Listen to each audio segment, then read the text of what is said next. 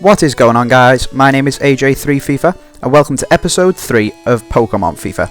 As you can see, again we're where we left off at the end of episode 2, having just been to the Poké Center to get our players healed by Nurse Joy, so they're all nice and fit now and we can carry on with our adventures and see what's going to happen. Exploring this little town, and we go into the Pokemart, and the guy behind the till says that he's got a parcel for Professor Oak. So what we're going to do is we're going to speed it up, just because you don't want to watch me running around doing nothing. So we'll fast forwarding it as we run back down to Pallet Town to deliver the parcel to Oak and see what he's got to say for himself.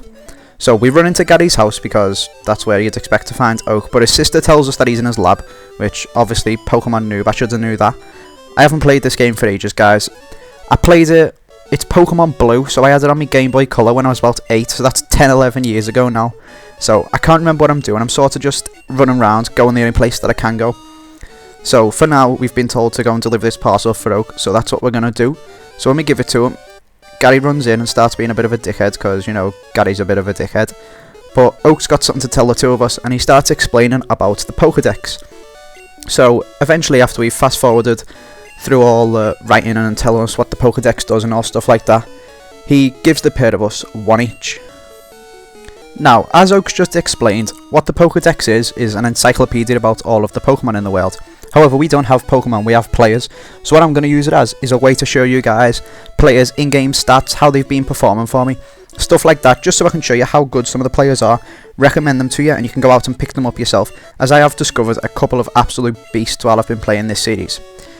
Anyway, Gary carries on being a bit of a dick, and tells us that he's going to tell his sister not to give us a map, because he's going to go and get one, and that'll give him the extra boost that he needs to finish the Pokedex before us.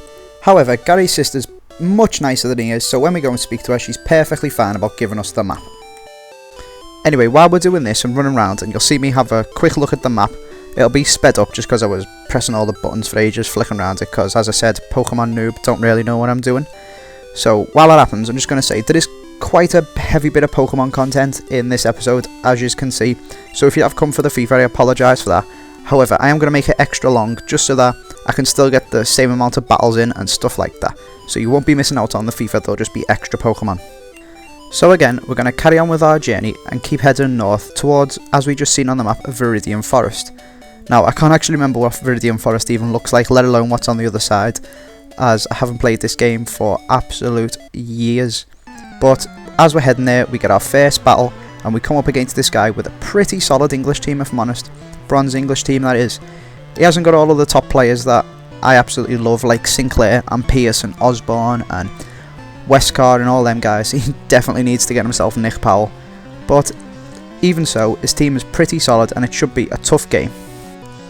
Now, we're just going to go over to the highlights, and straight away, who else but Mr. Sinclair would be breaking free to score us a goal. Now, his finishing was a bit off there. He did get caught out a little bit by the keeper trick, where you bring the keeper out and make him run back, but he gets the rebound and nods it home.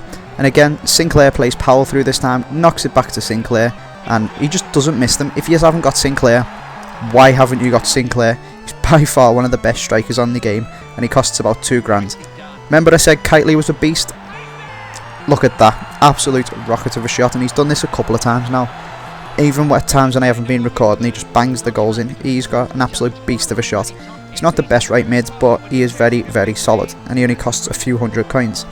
Guy pulls it back to 3-1 with a decent free kick, so he got to give him that, but he then gives us a pen, and we make it 4-1. Gary Gardner just does not miss them penalties. Next we got a lovely bit of play between Powell and Sinclair, chips it over the top, and he's through, and he just doesn't miss, does he? Now, we are basically on course for our evolution now. We've got it to 5-1. I will ruin it. He does pull one back because he gets a penalty. So anyone who wants to explain to me how this is a penalty, feel free. But we are going to get the evolution. If you're eagle-eyed, you will have seen, because I had a little bit of an edit and fail in episode 2. You'll see who Hibbert evolves into after this win. But we are going to show you guys anyway, because not everyone spotted it. So if you look now, it is indeed Hibbert who is going to evolve. I know he's one of the players who've only just been evolved into, but as I said last episode, he is a bit of a liability at the back, so we've gone and picked up a new one instead, and he is an absolute tank. He's like the silver Micah Richards. He's an absolute beast at the back, and he's pretty decent at getting forward as well. Anyway, we're going to jump back into the Pokemon world now, and we're just going to carry on running back up here just to see what's going down, move on to Viridian City, and the Unua that we picked up was a bit low on fitness, so we've just popped into the Pokemon Center quickly just to get him healed so that we've got a nice fully fit team for when we want to play some games. We also pop into the Pokemart and buy some Pokeballs. Now, this is more just for when I'm playing through the Pokemon game. However, it will link in to a couple of series ideas that people have given me.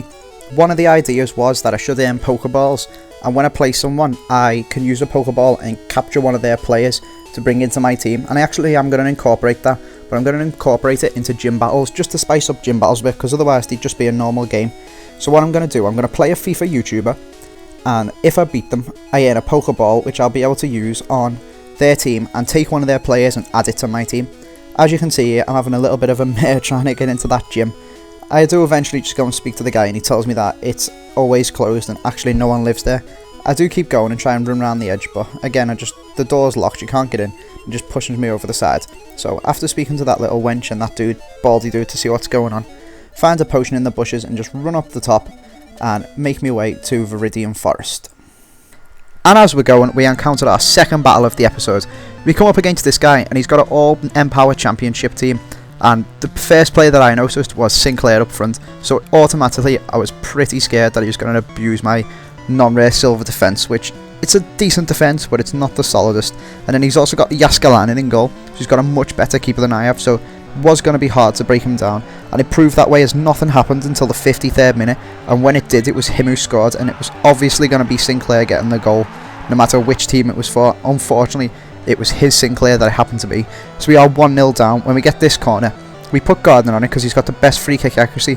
However, it just gets nodded out, but it drops the Powell, and you might be thinking, oh my god, Screamer, but no, we get lucky and it bounces off his defender and goes over the keeper, and we end up pulling it back to 1-0 with our own goal.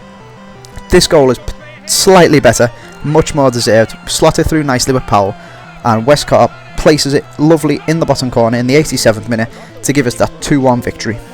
And now we get that all-important evolution, and this time it's White that's evolving. He's a pretty decent left back, but as I said, my defence is still a little bit leaky, so we're just trying to shore up the defence, and hopefully this new player, who is Chelsea's Bertrand, will be a lot more solid, and I won't have such a leaky defence. We can keep a lot more clean sheets and win a lot more games. I don't actually think we've lost the game yet, but that's besides the point. Anyway, that's it for the battles and evolutions for this episode. What will be happening now, and you will see as the Pokemon comes back, is that we're just going to carry on running up to Viridian Forest. However, we are basically there. We're just looking at that Pokeball and wondering what the hell is that. But through this building is Viridian Forest, so I apologise that there was a hell of a lot of Pokemon content, and it really outweighed the FIFA content in this episode. However, I will make it up to you with episode 4, where I'll just spend the whole of the episode running around the grass in Viridian Forest here, getting loads of battles in, and the team upgrades a lot, because I know you subscribe for FIFA, so next time it'll be all FIFA. Thanks for watching, guys. Thanks for subscribing. Do be sure to go and follow me on Twitter, and I will see you all next time.